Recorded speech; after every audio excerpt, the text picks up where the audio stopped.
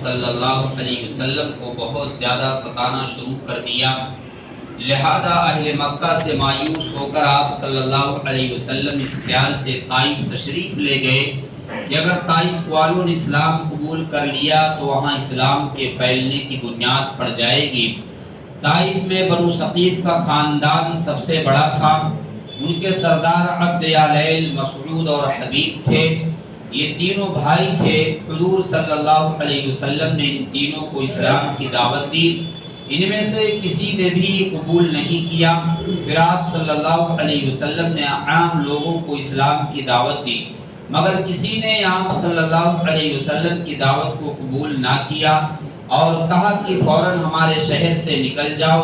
جب آپ صلی اللہ علیہ وسلم اپنے آزاد کردہ غلام زید بن حارثہ رضی اللہ عنہ کے ساتھ وہاں سے واپس ہوئے تو ان لوگوں نے اوباش لڑکوں کو پیچھے لگا دیا، جنہوں نے آپ صلی اللہ علیہ وسلم کو پتھر مار مار کر زخمی کر دیا۔ کسی طرح بچ کر حضور صلی اللہ علیہ وسلم ایک انگور کے باغ میں تشریف لے گئے۔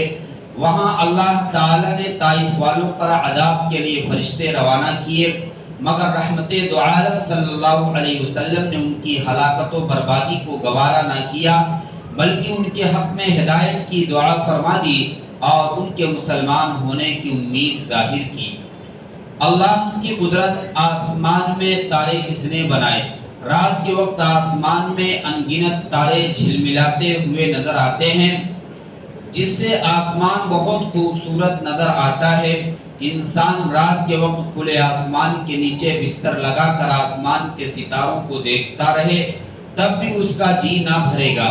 ہمیں اللہ تعالیٰ کی قدرت میں غور کرنا چاہیے کہ اس نے ان ستاروں کو کتنے اچھے نظام کے ساتھ جوڑ رکھا ہے کہ نہ تو آپس میں ٹکرا کر ختم ہوتے ہیں، نہ تو زمین پر گر کر زمین پر تباہی پھیلاتے ہیں۔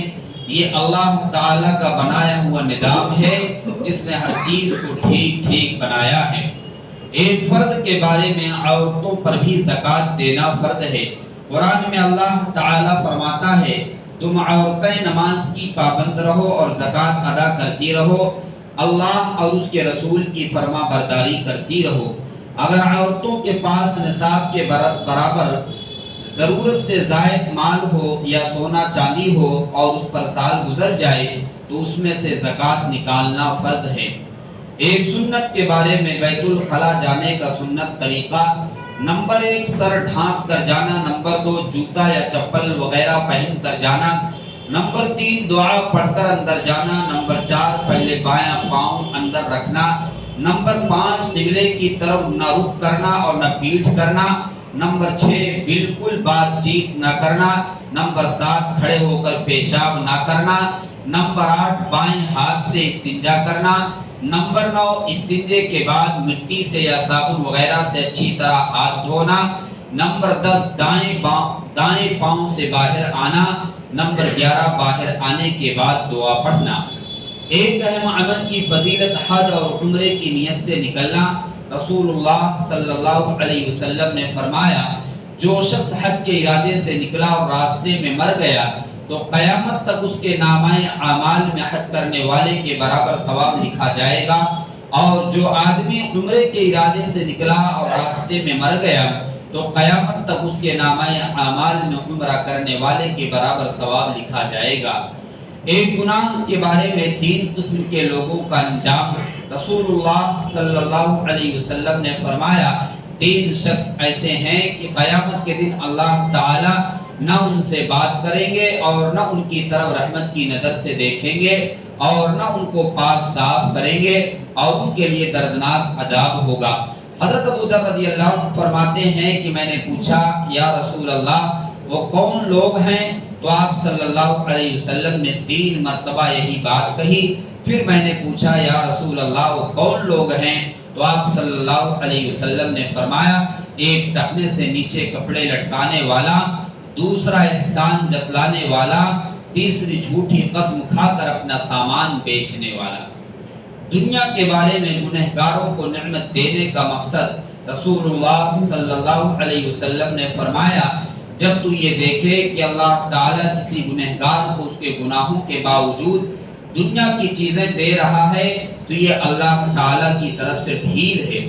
آخرت کے بارے میں قیامت کا ہولناک منظر قرآن میں اللہ تعالیٰ فرماتا ہے، جب کانوں کے پردے پھاڑ دینے والا شور برپا ہوگا تو اس دن آدمی اپنے بھائی سے، اپنی ماں اور اپنے باپ سے، اپنی بیوی اور بیٹوں سے بھاگے گا۔ اس دن ہر شخص کی ایسی حالت ہوگی جو اس کو ہر ایک سے بے خبر کر دے گی۔ طب نبوی سے علاج تربوز کے فوائد۔ رسول اللہ صلی اللہ علیہ وسلم تربوز کو تر کھجور کے ساتھ کھاتے اور فرماتے کہ ہم اس کھجور کی گرمی کو تربوز کی ٹھنڈک کے ذریعے اور تربوز کی ٹھنڈک کو کھجور کی گرمی کے ذریعے ختم کرتے ہیں۔ فائدہ: تربوز گرمی کی شدت کو کم کرتا ہے اور گرمی کی وجہ سے ہونے والے سر درد میں بے حد مفید ہے۔ قرآن کریم کی نصیحت۔ قرآن میں اللہ تعالی فرماتا ہے، اے آدم کی اولاد، تم ہر مسجد میں حاضری کے وقت اچھا لباس پہن لیا کرو، کھاؤ پیو اور فضول خرچی مت کیا کرو، بے شک اللہ تعالی فضول خرچی کرنے والوں کو پسند نہیں کرتا۔